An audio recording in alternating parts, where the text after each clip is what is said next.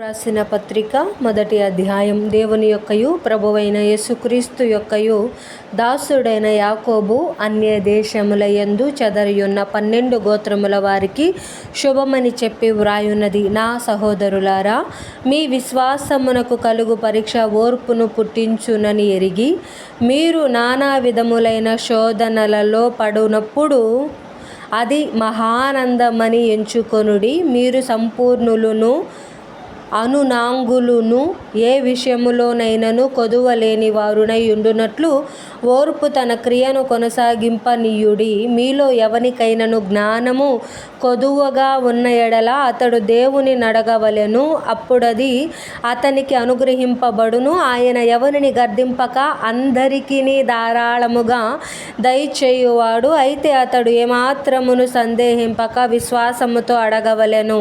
సందేహించువాడు గాలి చేత రేపబడి ఎగిరిపడు సముద్ర తరంగమును పోలియుండును.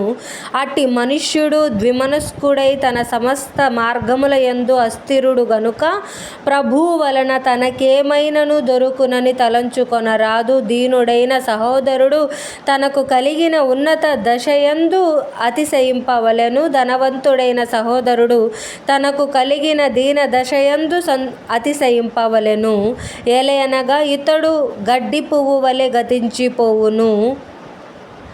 సూర్యుడు ఉదయించి వడగాలి కొట్టి గడ్డిని మార్చివేయగా దాని పువ్వు రాలును, దాని స్వరూపము సౌందర్యమును నశించును. అలాగే ధనవంతుడును తన ప్రయత్నములలో వాడిపోవును. శోధన సహించువాడు ధన్యుడు, అతడు శోధనకు నిలిచిన వాడై ప్రభువు తన్ను ప్రేమించు వారికి వాగ్దానము చేసిన జీవ కిరీటము పొందును. దేవుడు కీడు విషయమై శోధింపబడనేరడు. ఆయన ఎవనిని శోధింపడు గనుక ఎవడైనను శోధింపబడినప్పుడు నేను దేవుని చేత శోధింపబడుచున్నానని అనకూడదు. ప్రతి వాడును తన స్వకీయమైన దురాశ చేత ఏడవబడి మరులు కొల్పబడిన వాడై శోధింపబడును. దురాశ గర్భము ధరించి పాపమును కనగా పాపము పరిపక్వమై మరణమును కనును. నా ప్రియ సహోదరులారా, మోసపోకుడి. శ్రేష్టమైన ప్రతి ఈవియు సంపూర్ణమైన ప్రతి వరమును పరసంబంధమైనదై జ్యోతిర్మయుడగు తండ్రి యొద్ద నుండి వచ్చును. ఆయన యందు ఏ చంచలత్వమైనను గమనముల వలన కలుగు ఏ ఛాయ అయినను లేదు. ఆయన తాను సృష్టించిన వాటిలో మనము ప్రథమ ఫలముగా ఉండునట్లు సత్యవాక్యము వలన మనలను తన సంకల్ప ప్రకారము కనెను. నా ప్రియ సహోదరులారా, మీరీ సంగతి ఎరుగుదురు గనుక ప్రతి మనుష్యుడు వినుటకు వేగిరపడు వాడును, మాటలాడుటకు నిదానించువాడును, కోపించుటకు నిదానించువాడునై ఉండవలెను. ఎందుకనగా నరుని కోపము దేవుని నీతిని నెరవేర్చదు. అందుచేత సమస్త కల్మషమును విర్రవీగుచున్న దుష్టత్వమును మాని లోపల నాటబడి మీ ఆత్మలను రక్షించుటకు శక్తిగల వాక్యమును సాత్వికముతో అంగీకరించుడి. మీరు వినువారు మాత్రమయ్యుండి మిమ్మును మీరు మోసపుచ్చుకొనకుండా వాక్య ప్రకారము ప్రవర్తించువారునై ఉండుడి.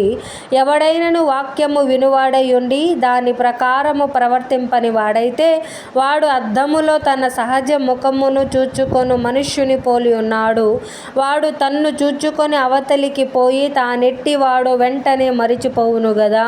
అయితే స్వాతంత్ర్యము నిచ్చు సంపూర్ణమైన నియమములో తేరిచూచి నిలకడగా ఉండు వాడెవడో వాడు విని మరుచువాడు కాక క్రియను చేయువాడయుండి తన క్రియలో ధన్యుడగును. ఎవడైనను నోటికి కళ్ళెము పెట్టుకొనక తన హృదయమును మోసపరుచుకొనుచు భక్తిగల వాడనని అనుకొనిన ఎడల వాని భక్తి వ్యర్థమే. తండ్రి అయిన దేవుని ఎదుట పవిత్రమును నిష్కలంకమునైన భక్తి ఏదనగా దిక్కులేని పిల్లలను వెధవరాండ్రను వారి ఇబ్బందులలో పరామర్శించుటయు, ఇహలోక మాలిన్యము తనకంటకుండా తన్ను తాను కాపాడుకొనుటయునే.